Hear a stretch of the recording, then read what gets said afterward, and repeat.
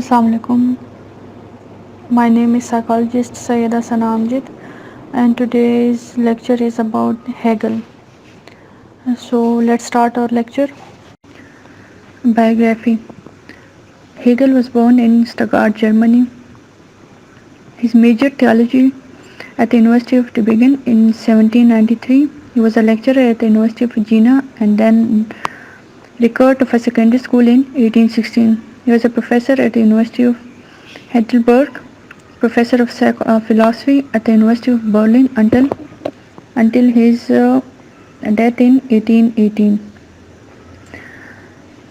Now his early life was like he was born on exact 27th August 1770, and Stuttgart is the southwestern part of Germany, and he was an avid reader from a young age. He reads Shakespeare, ancient Greek philosophers, the Bible, German literature, and so many other things. In addition to Germany and Latin, he also learned. He was very clever and very wise person. He learned Greek, Hebrew, French, and English. He graduated from Tübingen in 1793, and his subject was theology. In 1801, Hegel was a lecturer at the University of Jena, and he delivered lecture on logic and metaphysics. So this was his little biography. Slide number 3. Hegel was considered as philosopher. According to Hegel, philosophy is only a unique discipline that deals with unique objects by using unique methods. This was the philosophy of Hegel, speculative philosophy of Hegel. As all of you know that philosophy is the love of knowledge. Philosophy is love of knowledge, and his speculative philosophy results that freedom is the sole truth of spirit, and essence of spirit is a freedom. So the qualities of spirit exist only through freedom. And Hegel was considered as the most difficult Western philosophers at his time. This is maybe because of Hegel tried to develop a new form of thinking and logic, which he called speculative reason, and which includes the more famous concept of dialectic. He tried to overcome what he saw as the limitation of both common sense and the traditional philosophy at grasping philosophical problems and the relationship between thought and reality. This might be the reason that Hegel is considered one of the most difficult philosophers at his time. Dialectic and self-consciousness. Dialectic and self-consciousness was idea of Hegel, and which makes him prominent from the rest of other philosophers. So let's see what is dialectic, and according to Hegel, what is self-consciousness. Dialectic. Dialectic is a method of argument for solving disagreement, reaching the truth by exchanging logical arguments.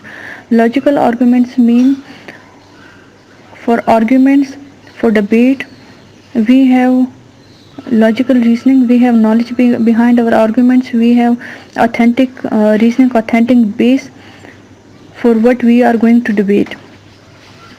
Hegelianism believes that the human mind cannot understand anything unless it is split into two opposites. They are believing that each and everything reach to its ultimate understanding until and unless it's divided into two parts, into two opposite parts. Slide number 6. He believes that we are born lacking self-consciousness, that come to awareness of self. So what is the process of becoming the self? What does a human being come to consciousness of itself as a self? Definitely is only through confrontation with others. Without confrontation, we cannot know about our own self. We cannot know what is going inside us. The reality of self depends on two things. One is consciousness of self, which is being for self, and the other is self-existence, acknowledged by other human being. and which we call a being for other. I'm repeating, self depends on two things. One is being for self and other is being for other. Being of self is related to the consciousness of a self, and being for other is related to the self existence acknowledged by the other human beings. Slide number 7, Hegel's dialectic system and absoluteness. What is rational is real, and what is real is rational. This is Hegel's rational structure of absolute. According to Hegel, this is reciprocal phenomena, or this is vice versa phenomena, or this is what we called reversible reaction. A form B and B form A. And it must be conjoined with the other ideas that say absolute must be seen as pure thought, spirits or mind. Spirit is related to God, and mind is for intellectual processes of self-development governed by logic of dialectic.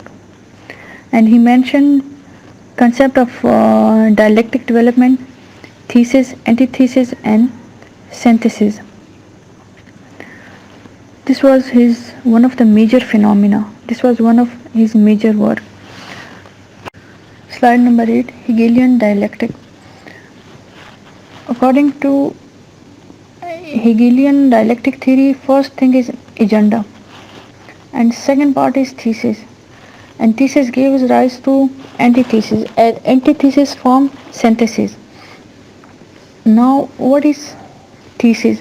Agenda is the centralization thing, and the thesis is the what we call a primary idea, and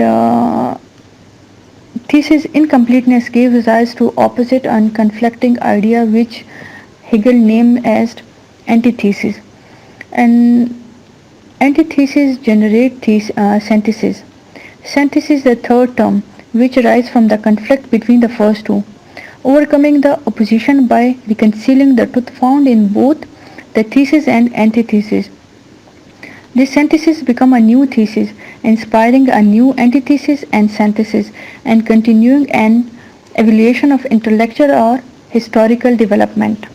Slide number 9, Geist. The moment when consciousness fully understands its own nature, its essential unity with all the existence. Consciousness is a fully awareness of a mind. A person becomes aware what he or she is doing. It develops through history, with each period having a spirit of age. And spirit is a name Hegel most often used to designate this fundamental unity, and the goal of philosophy is to gain the absolute knowledge. Absolute knowledge means having no doubt, certain knowledge, and this is what we call a demonstrative knowledge. The changes of history is dialectical path would then come to an end. And Geist is a central concept of Georg Wilhelm Friedrich Hegel.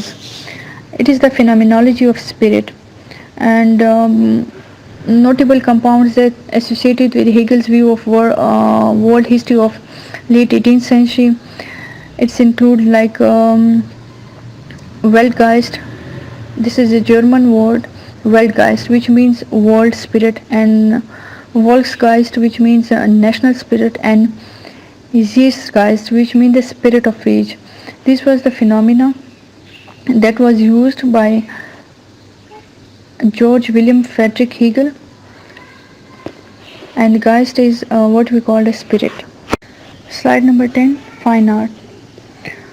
For Hegel, the main goal of humanity is come to full consciousness of the spirit, and the way to achieve its philosophy. The spirit idea dwells within humans, and art gives it a concrete form. Artistic objects are superior to nature. God made ones because of the spiritual purpose. Natural objects can represent the outer world against the self and achieved spiritual consciousness. Spiritual consciousness, we can relate it to Islamic concept of at the present what we are doing, we are aware of our own condition, and spiritual consciousness is that a person become aware of his evil and goodness. Another view of art is art as a product of human activity by placing the work work of art in relation to the external phenomena of nature. The last point of a fine art, the work of art attains the appearance of life only in its surface inside its ordinary stone. External existence is not what makes a work into a product of fine art, but the fact that it originates from the spirit. It is now belong to the territory of spirit. Now, what is the territory of spirit? As Hegel believed that there is a that what is rational is real and what is real is rational. This was speculative philosophy of Hegel. This is the rational structure of the absolute and must be regarded in conjunction with the idea that absolute must be seen as pure thought, spirit and mind. In the process of self-development, and he governed this by the logic of dialectic. And according to Hegel, his motto was, as we are discussing, that real is rational and the rational is real. Whatever happens, in other words, may contribute to our eventual progress, not because it conforms to pre-established plan in the mind of God, but because of every conflict, thesis and antithesis, comes a forward moving synthesis, and so on and on and on. Slide number 11, Hegel and nature. Nature has presented itself as an idea in the form of othernessness. It depends of individual perception. Individual perception is the phenomena that is different from one person to another.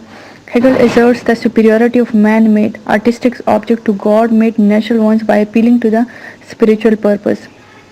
Spiritual purpose, we can say the pureness of anything and the clarity of anything. God is more honored by what the spirit makes than the byproduction of the formation of nature. For not only is there something divine in man, but there is active in him in a form of appropriate to the being of God in totally different a higher manner than it is in nature. God is spirit and man alone thus the medium through which the divine passes. This was a Hegel phenomena about nature. And Hegel argues that this dialectic development in the spiritual purposeness describes the movement of absolute spirit towards the ultimate goal. Reality is absolute in a process of dialectical unfolding, manifesting itself in a nature and history as it's developed.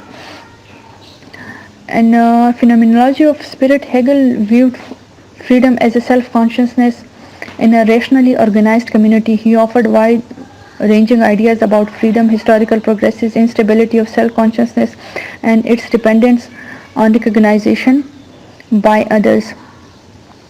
So, according to him, what we do is like consciousness of a self. We must aware of what we are doing, and for awareness we must need logical reasons, and for logical reasons, for logic, consciousness is divided into two things.